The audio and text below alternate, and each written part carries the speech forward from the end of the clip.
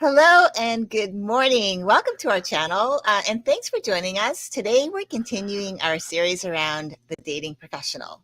And today's topic is going to be really cool. It's about embracing devotion and trust. And I know you're thinking, how is that so cool? But trust me, it will be. This is It how will be. you learn. Yeah, definitely. And I think it's because you're going to learn what it means to stay true to each other, to your partner. But before we get started, let me tell you who I am. My name is Leslie Gadet, and I am a self-care coach. I work with women, helping them prioritize self-care in their daily lives to support them in life and business so that they have more energy, focus, and intention around their own day-to-day, and they're able to serve their clients powerfully. And I'm going to turn the mic over to my co-host, Andy Lidstone. Tell us who you are. Thank you, Leslie. I still, to this day, I love your introduction every time. It's brilliant. Thank you very much. Hello, everybody. I'm Andy Lidstone. I'm the unconditional coach. I coach around boundaries, mostly control issues, relationships, jobs, different kinds of things. And I've been told recently that I help some unique individuals, and that's not wrong. I help a lot of people that can't find help other places, so they come to me when they really need something they can't find elsewhere. So I do tend to handle some people, to help some people who really are, just trying to find somebody is willing to give them a try. And that's me. So yeah, I love what I do, and I know you do too. But today's conversation, devotion and trust. What does it mean to be true to your partner? I like that wording, because, well, most of us have a definition. I would be willing to bet that we don't all have the same definition. And this is, I think, a lot of the problems that we have with some of the topics you and I bring up. And this is actually why we wanted to talk about these topics, is because for a lot of the things you and I talk about on this channel, different people have different perspectives of what these words mean.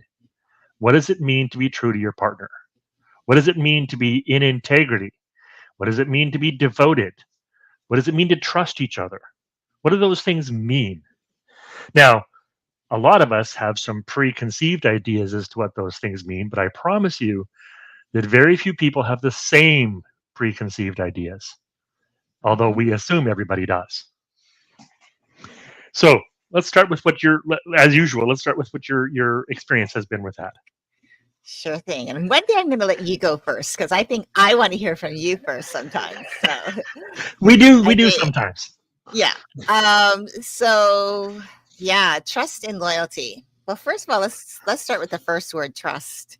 Trust is something I think over my lifetime, especially in relationships, it has been challenged many times.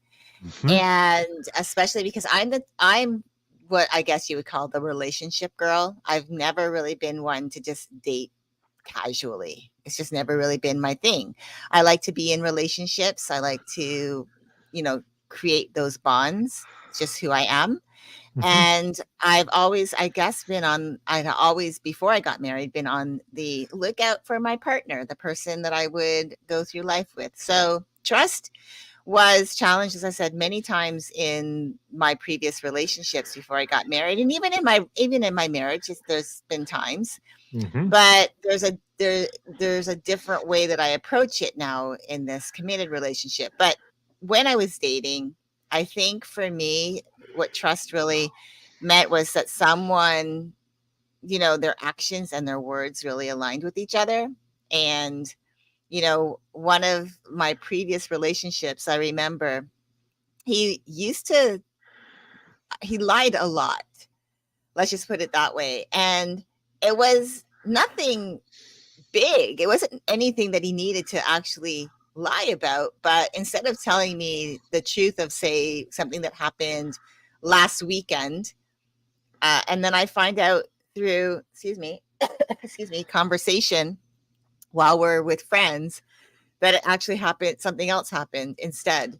So I always would say to him, like, why don't you just tell me the truth?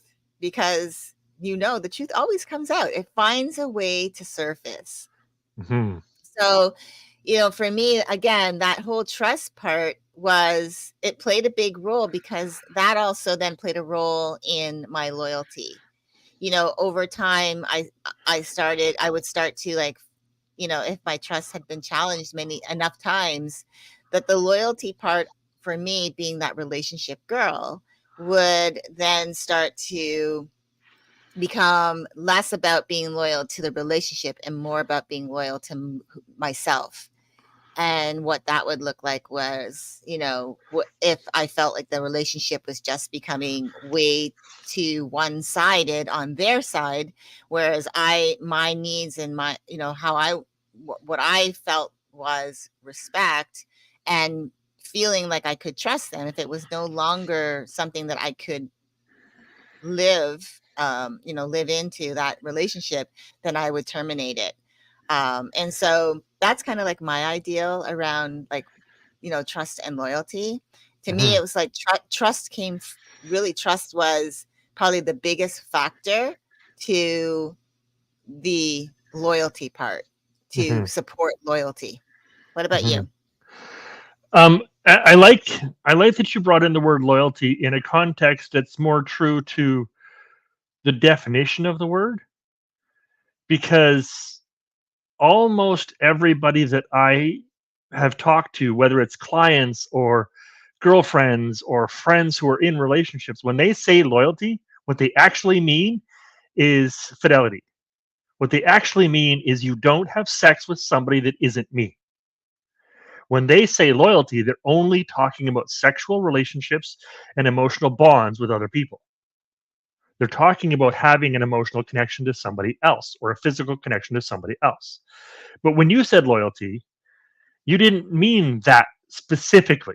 You meant that that was included, but you meant more, I will come to you for my needs instead of look somewhere else or keep it to myself, right? That's what you meant by loyalty. You meant it more like being loyal to a store or being loyal to a person or being loyal to a brand or being loyal to a lifestyle.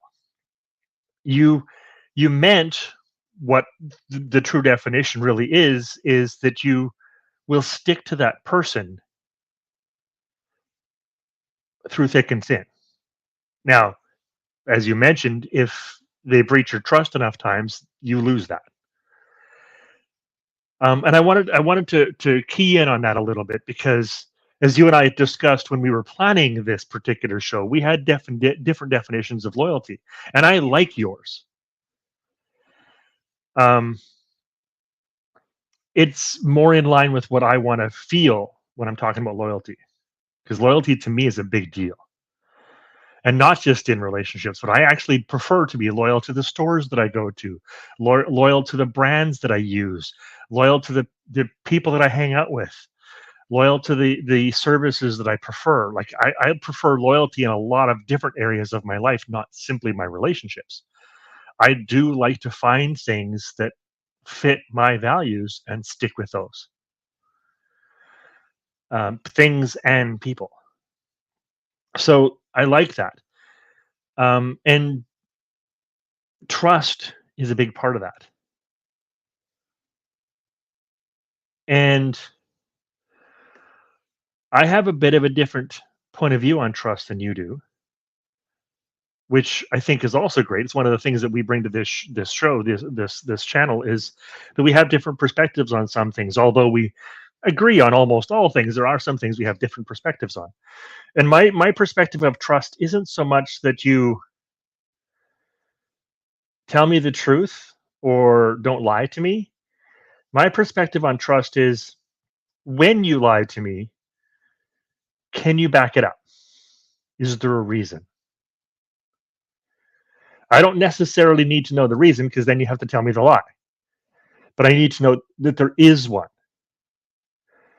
To what you were saying about this other guy that you were dating before you got married, he would just lie about what happened last weekend.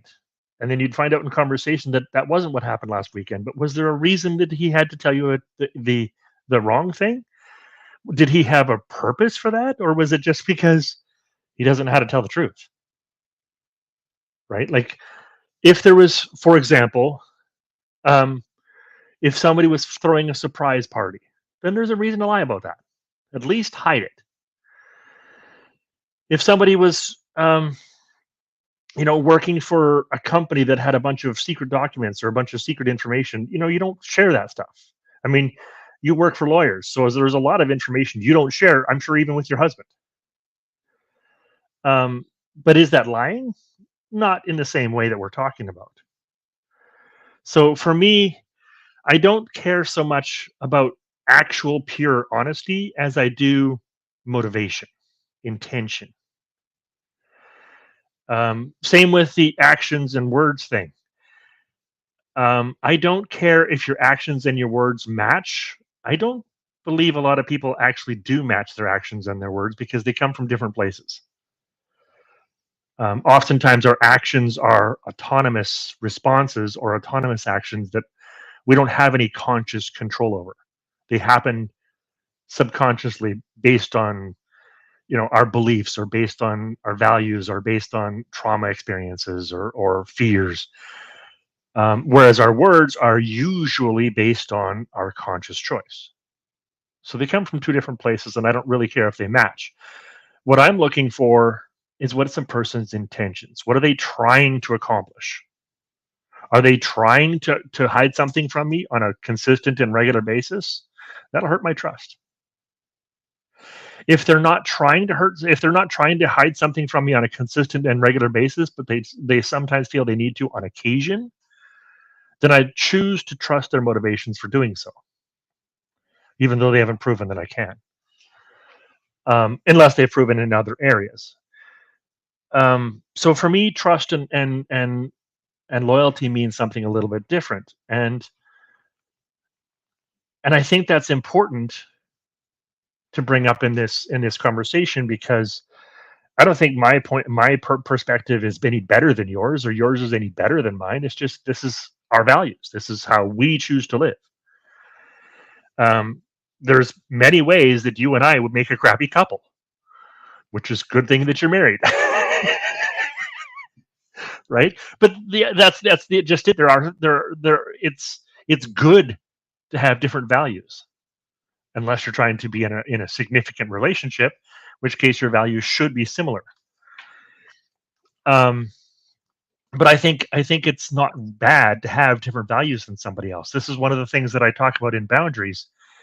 Is it's not so much about right or wrong. It's about, do they want what you want and like what you like? And if they do, then you have enough similarities to build a deeper relationship. And as you get deeper and deeper and deeper, do those deeper values, are they still also in common? Right? And this is one of the reasons why I wanted to bring up that my perspective of honesty is similar to yours, but not the same.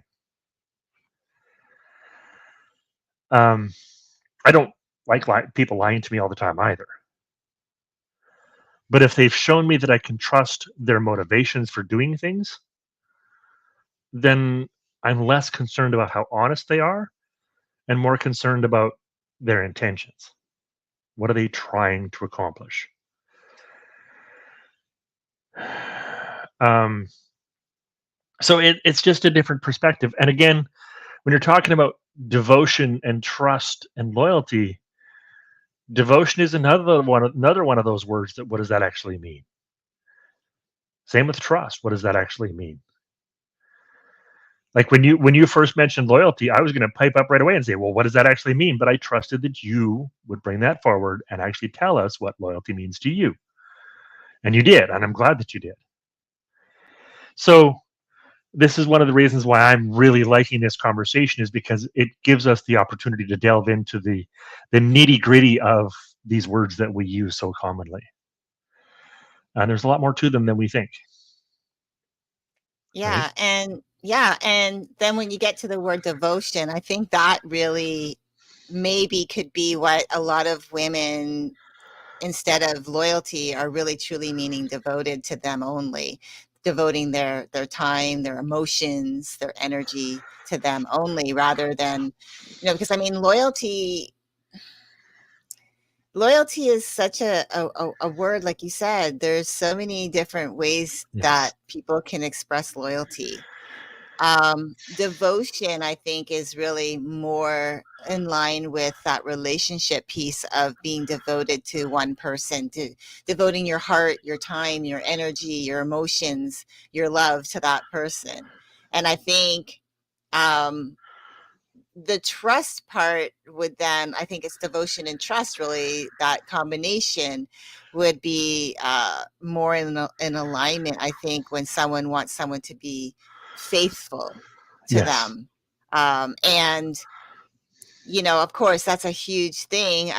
Some people have their own motivation behind being unfaithful to someone, whether it's only emotional, emotionally they become unfaithful to someone. That's a big thing, I think, more so than the physical. And I think it's because, and we've talked about this because you've had conversations with someone we talked about a while ago, where physical the physical part of it was less concerning to the person than the emotional part of it, Yeah.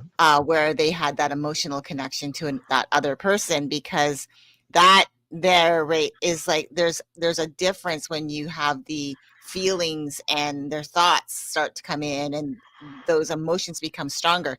I think that rate there is probably the biggest.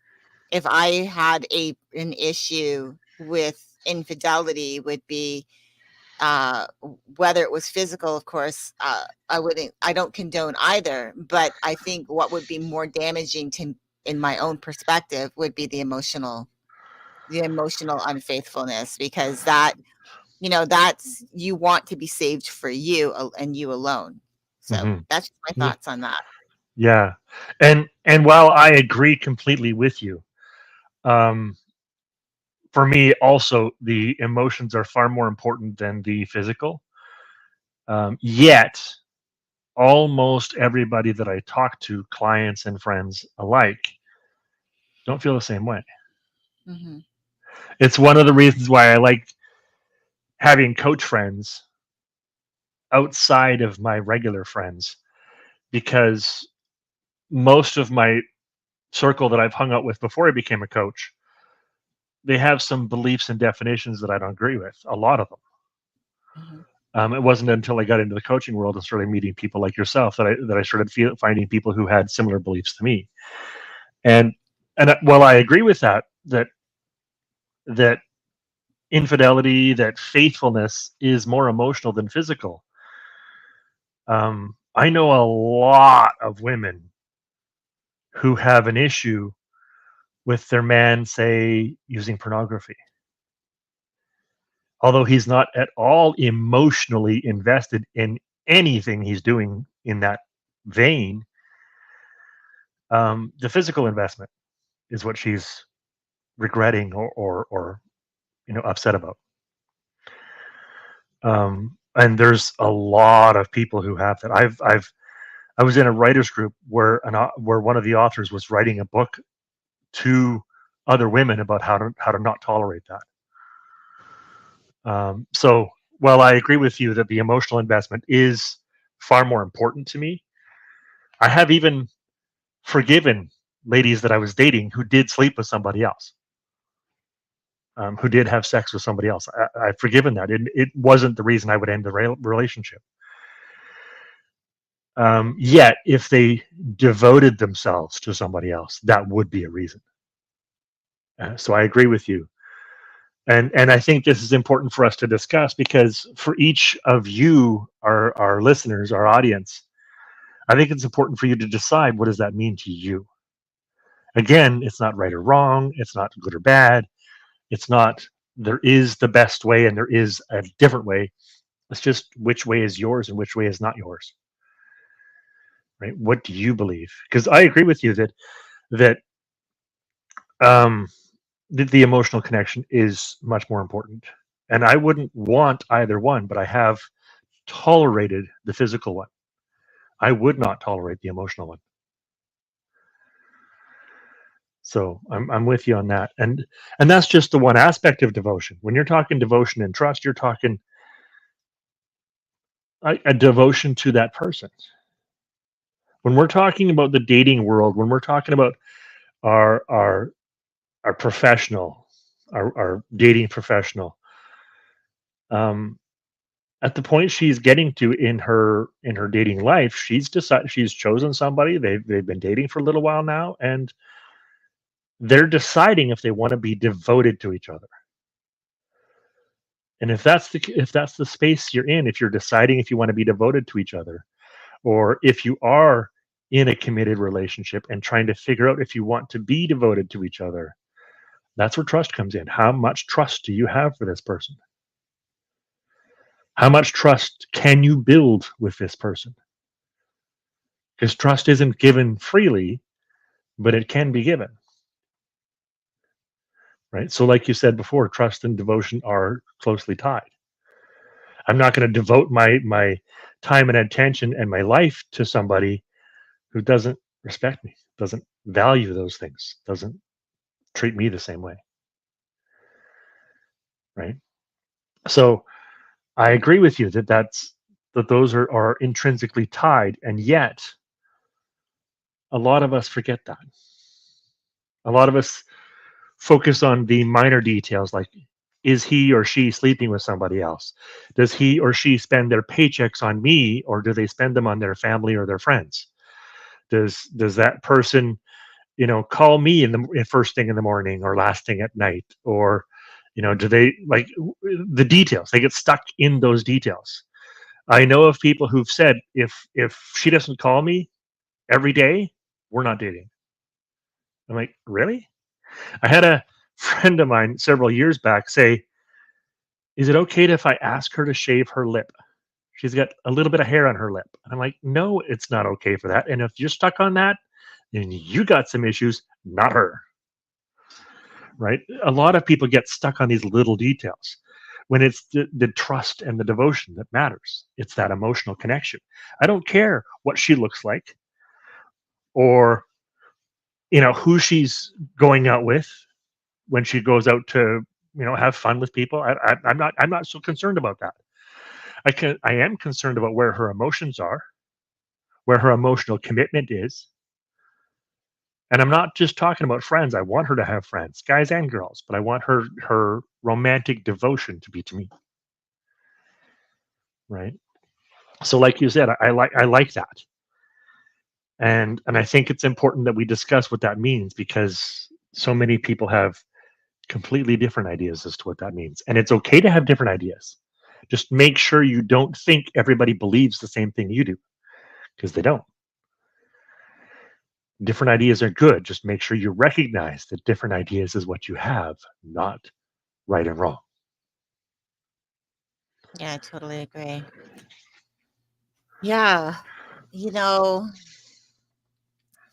it's funny how like we're men and women are so different, and yet we're the same in our ideals of devotion and commitment and love when we get on the same page, when we get into that emotional Yes. place. And I think that is where it's important to recognize where you're at, especially you don't want to be the only one in that particular place. If you're Mhm. in a relationship and you've decided you're exclusive to one another and you're now building a deeper bond, you're becoming more emotionally connected. It's also important to be aware of.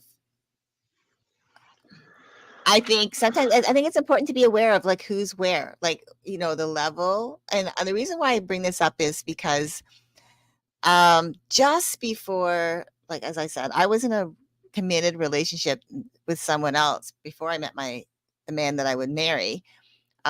We dated for like 7 years. And even though he was nice guy and everything, in the very beginning, I remember being all in myself emotionally because I found someone who was really kind and nice, who was respectful, who I don't know, it just seemed like all well-rounded for me. Hmm. And I remember in the first year of being all in emotionally, but he wasn't, I don't know if it was fear or what it was for him, but it took a year before he could even express love to me. And I was already in. And so recognizing that part, I wanted to talk about that a little bit because this is now, especially if you are committed, you've expressed that you are committed to each other, and now you want to learn how to stay true to one another. What if I'm just curious what your experience is and what your thoughts are around, especially what I've just shared, because as I said, there are obviously are relationships where one is more in than the other. So how does someone navigate that world?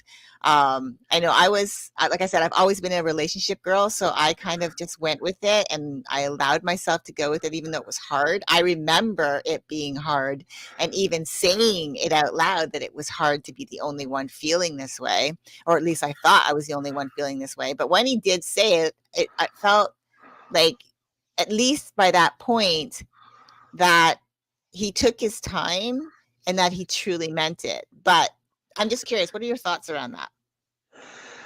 Not much different than yours. I was always the first one to say I love you. Um, so, um, however, in my case, it was usually not very far apart, within hours or days. Um, but as soon as you were saying that, I was thinking of the scene in The Big Bang Theory where Leonard and Penny have been in bed and doing their thing, and he says I love you, and she says thank you, and they do it on purpose as a comedy moment, right? And then they fight for like weeks afterwards about her not saying I love you to him, which is although it's funny in the sitcom, it's actually quite common. Um, and I think it's a sign of a misunderstanding, a miscommunication,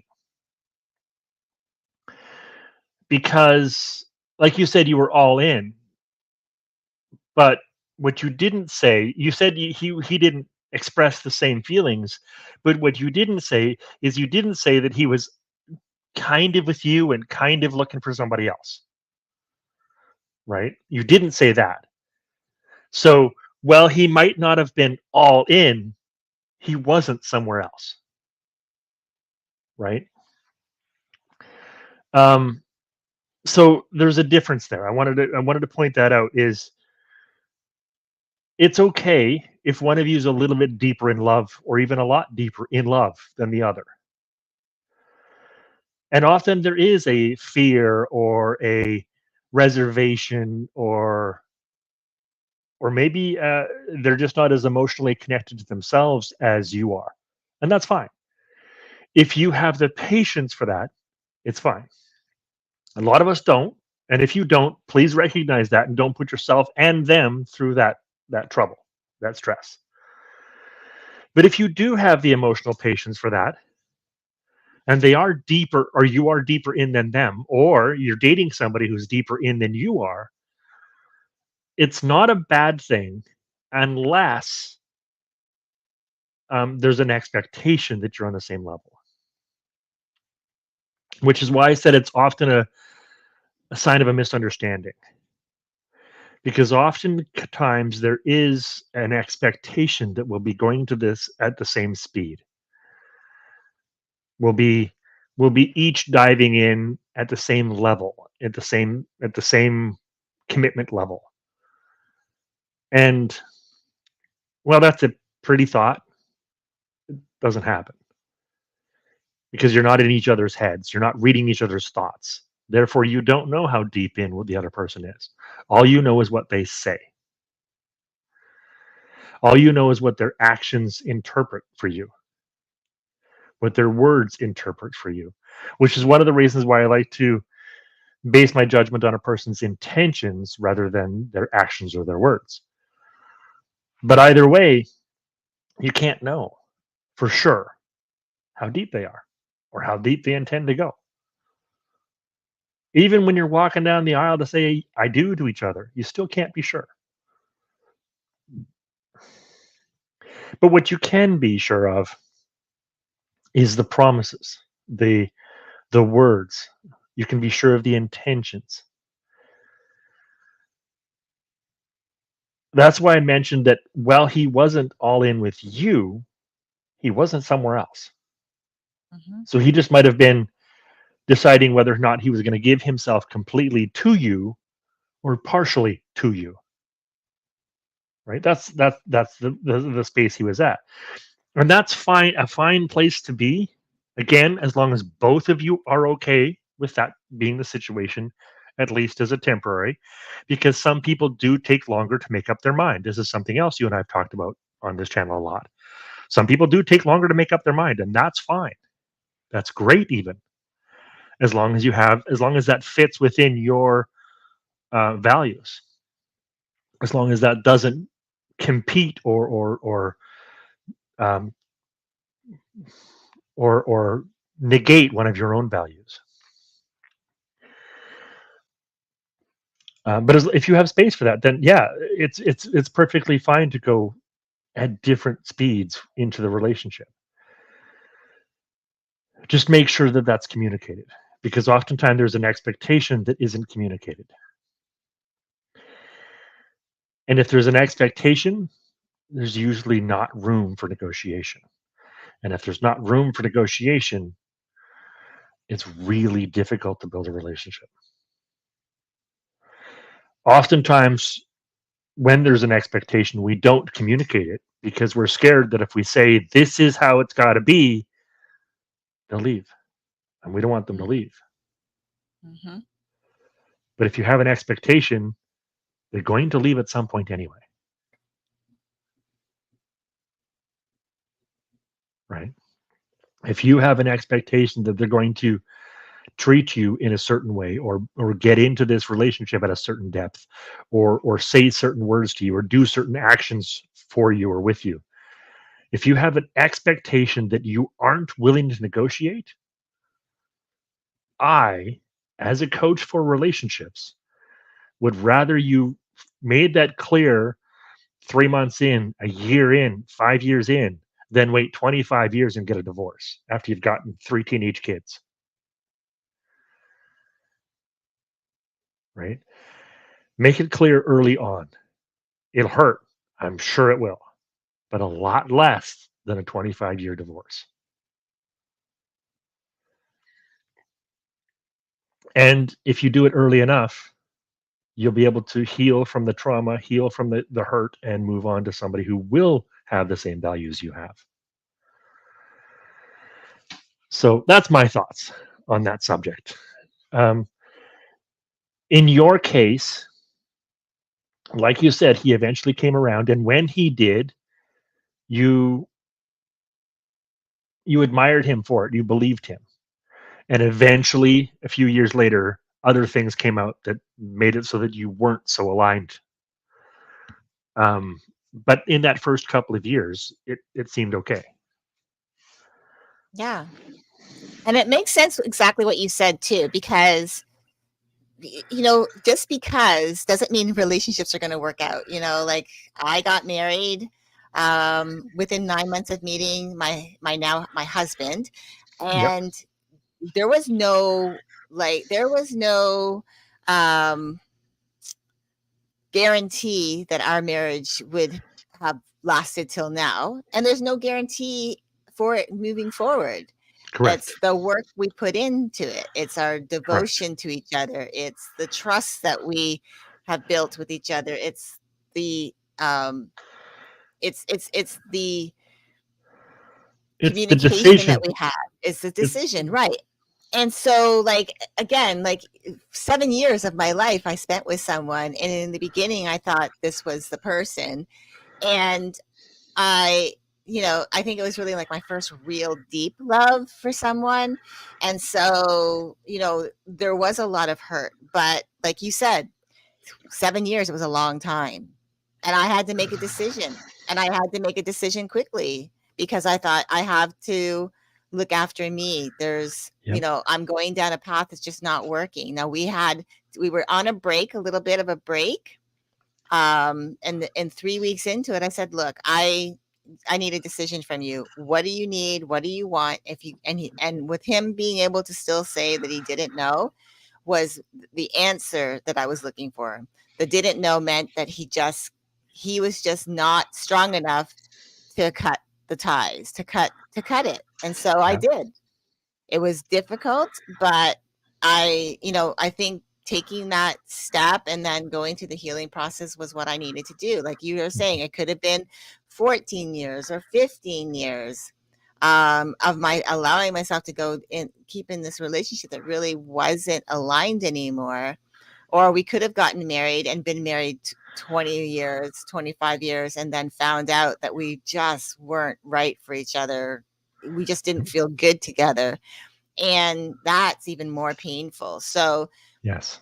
even though we're trying to help you, our audience, to figure out like how to learn what it means to be true to each other, what it means to really, if you're in a relationship and you've decided to commit to each other, what that looks like to be devoted to each other, and what trust looks like, and what loyalty looks like. It still doesn't mean that there's a guarantee that that relationship you're in, the one that you choose to be in, that's aligning for you, is not going to change over time. We just don't know. Right. We Right. cannot see the future. But if you're taking at least the active steps to work on your relationship throughout the days, throughout the months, throughout the weeks, months, years, if you're actively doing the things that, to be that person that you want to be in the relationship, to inspire them to be that person that you want them to be in the relationship, and your intention is really good around that, the reason why you want it, and they align with that, then you have a much better I think you have more I'm trying to find the right word, but I think what I'm trying to say is that you have a better chance of keeping your relationship going strong. Hmm. It still doesn't mean you're not going to there's not going to be challenges, but when you're intentionally taking the time to work on your relationship so that you stay true to each other, devoted, loving, committed, all of those things, you have a better chance. And again, like I said, there's no guarantees, and I don't want to like say like, oh, if you do this or you do that, then it's like 100% going to be great, because over time we change. We change. So in those years that as a couple you start changing, and we'll talk about this in the next series, but it's just taking that time to recognize that as you progress in your relationship, it's still going to you're still going to have to really know what your intention is behind what you want from that relationship, and the same for your partner, to keep it going, Yeah. in the direction that you both need to be on the same page with in order for it to work. Yeah. Yeah. And I like a lot of what you said in that there is no guarantee, there's no promise. There's no one right formula. Um, and being true to each other, being true to your partner is a word that we used a lot in the past, but we haven't used it as much recently. And I think that's because we lost the meaning for it. Being true to your partner doesn't mean specifically telling them the truth. Being true to your partner means helping them stay true to their integrity, means you staying true to their integrity as well as your own, right? If they value a certain lifestyle, then you stay true to that lifestyle for them. You don't have to follow their lifestyle. You can have variations that of your own, but you help them and you honor them as they stay true to that lifestyle, and you do nothing to tempt them away from it. No requests, no desires, no. If you staying true to a person is helping that person stay in integrity with themselves. Staying true to somebody is different than being devoted to them. Because devoting to myself to somebody, I'm giving myself to them. But staying true to them means that you're offering them a version of integrity. You respect their integrity. You want to help them keep their integrity. You want to help them to fulfill their values. And that's different than devotion. That's different than trust. And I think that's one of the reasons we don't use it much anymore, is because it's almost become taboo to devote yourself to a person such that you're helping them realize their values and goals. We used to encourage women to do that, but we didn't encourage men to do that. So we just stopped encouraging women to do it. Like, why can't we both be devoted to each other? Why can't we both be true to each other? Why can't we both want the best for the other person? Why do we have to lose that value? Which is what we've chosen as a society to do. We, instead of being true to each other, we've decided that that was something only women should have done before, and we don't like giving only women rules, so we're going to just take them away. Well, why can't we just let men do the same thing women were doing as far as being true to each other? Why can't we all be true to each other? Right? And that's something that I think we've lost. Not forever, it's not gone, but we don't know how to do it much anymore.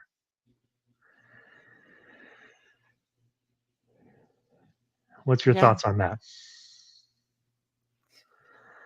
I think it's just so hard right now for relationships because first of all, I think once women started becoming more independent and started working, going after their careers and wanting more out of life than just getting married and having a family, I think things started to shift because, the old school way was like the husband provided for the home, the woman took care of the home, raised the kids.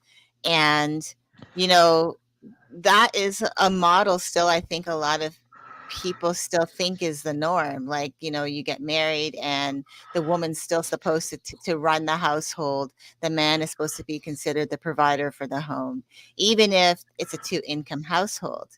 And I Mhm. think as women moved into the workforce, like in a way where they were now, some of them even being uh, the prime, the primary financial contributor to the relationship, and the husband stayed home. Like some of the things changed. Like some of the I guess the roles changed, and so for me, I'm thinking it's really, first of all, really hard to try to figure out what we want. Like, I think as women, it can be really hard for a man to figure out, excuse me, what it is that we truly want when we've actually, we've been on this, I guess, journey of really becoming independent, on our own and creating lives of our own, like, as a woman being able to support herself, both, like financially, to be able to, to create lives that, go after goals and dreams. And I think somewhere along the line, and I'm not sure if this is really the truth because I haven't really talked to anybody about it, but I'm thinking that it could possibly be that we're just a little bit out of an alignment in that, um, now you have people who are like, the man has typically been that career guy. I mean, I should say the provider. So, he's working to provide for the family. That's been the usual.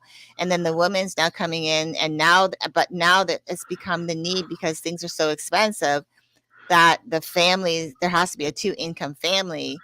but then the roles have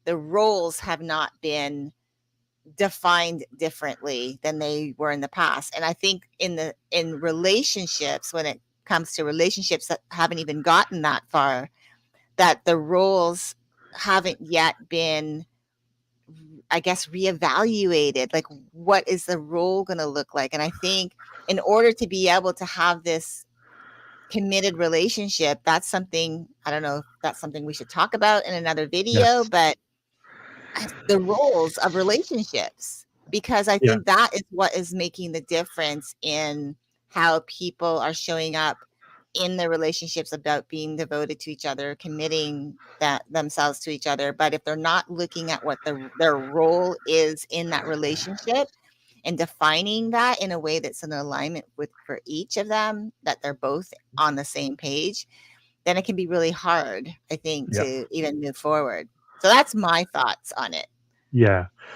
And I agree with you. I think it is about the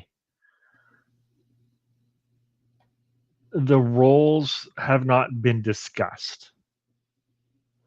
I know several couples where the roles are reversed, where the man, like you said, the man either stays home or makes a little less money, or takes care of the domestic things, um, but he still feels like being the protector, the provider.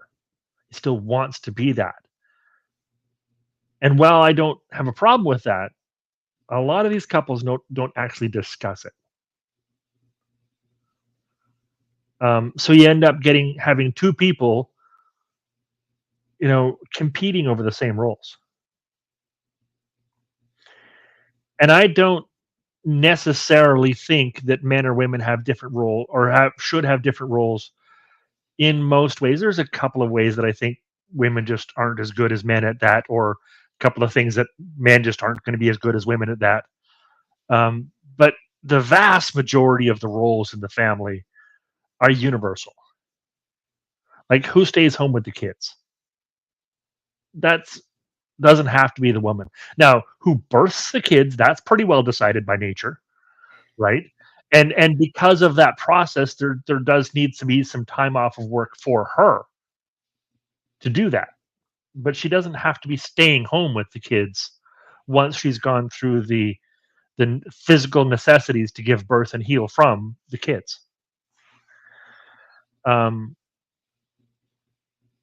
so there's no reason that the man can't take over a lot of those jobs. Again, there are some things, kids don't bond with little babies don't bond with men as well as they do with women. So, you do need mom around for some of that.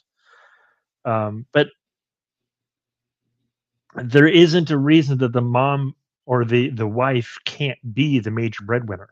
My wife was. When I was married, it was my wife making more money than me. I didn't have a problem with it. I didn't feel weaker because of it. I didn't feel less of a man because of it. In fact, I felt more powerful because not only was she making more money than me, but in making more money and being that independent woman, still chose me. As a matter of fact, when we broke up, when she left, that was not one of the reasons. It was one of the reasons that she said she regretted that she had to, was because of how well we worked in that dynamic. She still hasn't had a relationship where that works as well. Um, so it's not so much about which roles we have to have, but they're I think what it is we went from having these society driven roles, these decisions that were made for us. We didn't have any authority to change our minds. In the 50s and 60s, we couldn't have said, "Oh, the wife can go to work and the man can stay home." That was not allowed. I mean, there are a few people who did it, but they were definitely ostracized. And they were not welcomed at church, I promise you that. But in the modern worlds, we said, yeah, we don't have to have that. We can get rid of all the gender roles. Great. But now who's doing them? Those kids still need to be looked after. The bills still need to be paid. The dishes still need to get done. So does the laundry. Who's doing them? Or is it like a lot of families now that where every night somebody comes home and somebody's complaining that the laundry's not done, the dishes aren't done, that's not done, that's not done, because nobody's picking up the roles. Nobody's deciding that this is what our roles are, right? And I think that's the issue. It's not that we. I don't think it's so much that we haven't read or have not. Um, that we have not. I don't think the issue is that we're holding on to those old definitions. Some families are, and I think that's a choice they've made, and I'm okay with that as long as both people agree. There's nothing wrong with families that have chosen traditional roles as long as that is something that they chose together. I admire those families. What I don't like is the families where nobody has chosen, where it's just a big free for all. Whoever feels like doing it today, except we're both working all the time and nobody ever feels like it. Right? Those are the kids that grow up feeling ignored. Those are the kids that grow up feeling like they had distant parents. Right? Back in the day, we used to say dad was never around because he was working all the time. Well, now it's mom and dad that are working all the time. Who's looking after the kids? Who's making them feel loved? I don't think the problem, I think it's exactly what you said. It's that we haven't chosen new roles. I think we have, for the most part, made it an expectation in society that we don't follow the old roles. As a matter of fact, those families I was talking about who've chosen traditional roles, they're the ones often ostracized now. If you have chosen traditional roles, you're the ones not welcome at church, at least some churches. It's it's the society that is telling us we can't have roles that I think is the problem. Like you said, it's not having any. So these are the to go back to the topic of devotion and trust, it's choosing who you are in that relationship and trusting who that other person is in the relationship. It's at this stage of where we've chosen to date, where we've entered a committed relationship. We're trying to build that trust, that devotion. We're trying to decide if we're going to spend the rest of our lives together. We're getting ready for this moment where somebody's going to pop the question. And in those moments, these are the kinds of questions that those are the kinds of conversations you should be asking. Which roles, which priorities, which values, right? Yep. Yep. Well, I think that kind of ends this for today. I think we did. I think we covered what we needed to, and Yes. I hope this inspired our listeners to think on, especially if you're in your first few weeks, days, weeks, months of dating, and you're looking at your partner to see if you're wondering, is this the person really truly the person you want to be with, then these are questions we definitely think you should ask yourself. So we're hoping that this was inspiring for you, and we'd love to hear from you. Leave a comment. Let Yes. us know if what stood out to you, if this was helpful.